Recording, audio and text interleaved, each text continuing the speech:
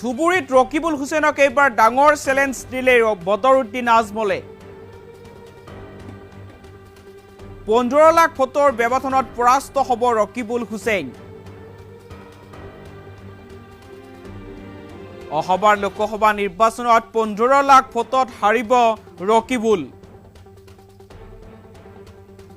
ধুবুৰীৰ জনতাই বিদায় দিব ৰকিবুল হুছেইনক।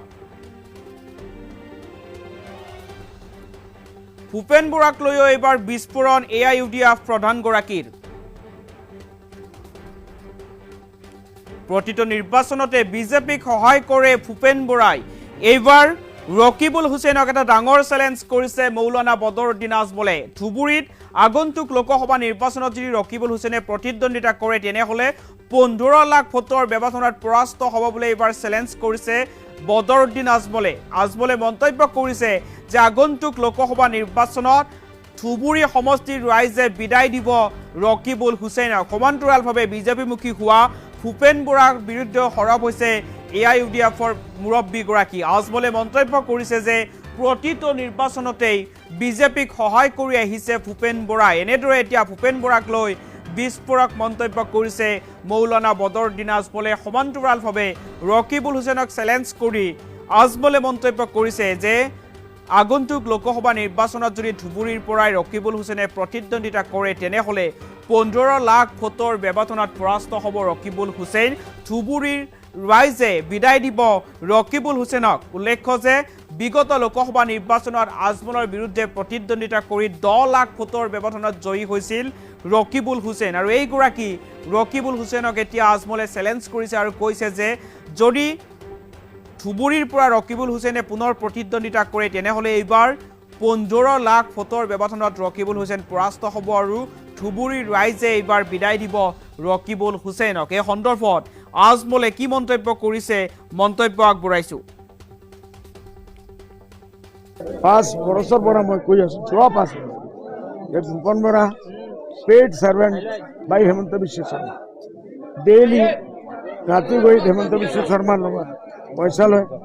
যোৱাবাৰ লোকসভা ইলেকশ্যন হোক, আমাৰ এছেম্বলি ইলেকশ্যন হোক, সি নিজে প্ৰেচিডেণ্ট আছিল কংগ্ৰেছৰ। আমাৰ ওপৰত দিছে বোলে আমি কংগ্ৰেছৰ যাম। আমিতো যোৱা নাই, আজিলৈকে আমাৰ কোনো মানুহ গৈছে নেকি বিজেপিত? যোৱা নাই। সি নিজে গৈছে বিজেপি। এইটো মতলব হ'ল সি নিজে আৰু 3-4জন তাৰ লগৰীয়া ডাঙৰীয়া চব যাব। হেমন্ত বিশ্ব শৰ্মা কি কৈছে, বোলে লাহে লাহে লাহে চব আহিব। এক ৰকিবুল হুছেইন সাহেব থাকিব, কংগ্ৰেছত থাকিব, আৰু শইকীয়া সাহেব যাব, তেখেতে যাব, চবেই যাব। আল্টিমেটলি UDF থাকিব ইনশাআল্লাহ। এতিয়া কংগ্ৰেছৰ এজন নেতা বিক্ৰী হৈছে। আৰু যিসকলে যমুনামুখ আমাৰ বৃন্দা গান্ধী চিল্লাই আছে, চিঞৰি আছে, সিহঁতৰ মাথা উঠাই থাকিব। আমাৰ নেতাসকল নাই, বিজেপিত গৈছে, একদম লাইনত আছে। আজি হেমন্ত বিশ্ব শৰ্মাই কি কৈছে, বৰ্ত চৰকাৰ আহিব। কালি ৰকিবুল চাহাব নাযায়, তেনে মুছলমান হৈ যদি বিজেপিত যায় তাক কোনো মানুহে ভোট নিদিব। আৰু ধুবুৰীত গ'লে তো অহাবাৰ ইনশাআল্লাহ 10 লাখ ভোটে এইবাৰ হাৰিছে। মই হাৰিছোঁ, সি অহাবাৰ 15 লাখ ভোটে হাৰিব। 5 বছৰ পৰা মই কৈ আছো, যোৱা 5 বছৰ যে ভূপেন বৰা পেইড সাৰ্ভেন্ট বাই হেমন্ত বিশ্ব শৰ্মা। ডেইলি ৰাতি গৈ হেমন্ত বিশ্ব শৰ্মাৰ লগত পইচা লয়। যোৱাবাৰ লোকসভা ইলেকশ্যন হোক, আমাৰ এছেম্বলি ইলেকশ্যন হোক, সি নিজে প্ৰেচিডেণ্ট আছিল কংগ্ৰেছৰ।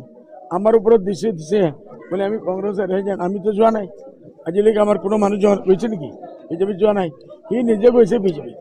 এইটো মতলব হ'ল সি নিজে আৰু 3-4জন তাৰ লগৰীয়া ডাঙৰীয়া চব যাব। হেমন্ত বিশ্ব শৰ্মা কি কৈছে, বোলে লাহে লাহে লাহে চব আহিব। এক ৰকিবুল হুছেইন সাহেব থাকিব, কংগ্ৰেছত থাকিব, আৰু শইকীয়া সাহেব যাব, তেখেতে যাব, চবেই যাব। আল্টিমেটলি UDF থাকিব ইনশাআল্লাহ। এতিয়া কংগ্ৰেছৰ এজন নেতা বিক্ৰী হৈছে। আৰু যিসকলে যমুনামুখ আমাৰ বৃন্দা গান্ধী চিল্লাই আছে, চিঞৰি আছে, সিহঁতৰ মাথা উঠাই থাকিব। আমাৰ নেতাসকল নাই, বিজেপিত গৈছে, একদম লাইনত আছে। আজি হেমন্ত বিশ্ব শৰ্মাই কি কৈছে, বৰ্ত চৰকাৰ আহিব। কালি ৰকিবুল চাহাব নাযায়, তেনে মুছলমান হৈ যদি বিজেপিত যায় তাক কোনো মানুহে ভোট নিদিব। আৰু ধুবুৰীত গ'লে তো অহাবাৰ ইনশাআল্লাহ 10 লাখ ভোটে এইবাৰ হাৰিছে। মই হাৰিছোঁ, সি অহাবাৰ 15 লাখ ভোটে হাৰিব।